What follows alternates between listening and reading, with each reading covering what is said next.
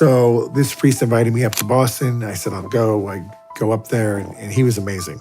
But he had this ministry. So my first weekend there, he has this woman in his chapel in the rectory who's slithering across the floor like a snake and foaming at the mouth, and her eyes are rolled back in her head. And he's doing all these prayers.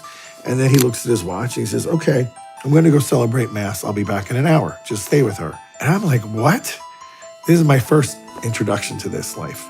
He leaves. She looks up at me, and she's got this weird look in her eyes, and she's got the foam coming out of her mouth. And I'm like, oh, hell no. And I get out of there, and I lock her inside, and I sat outside and waited for him to come back.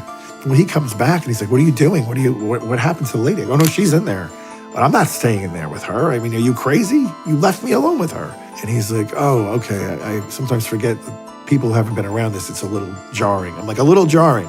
Look at her. She looks like a snake. Oh my gosh.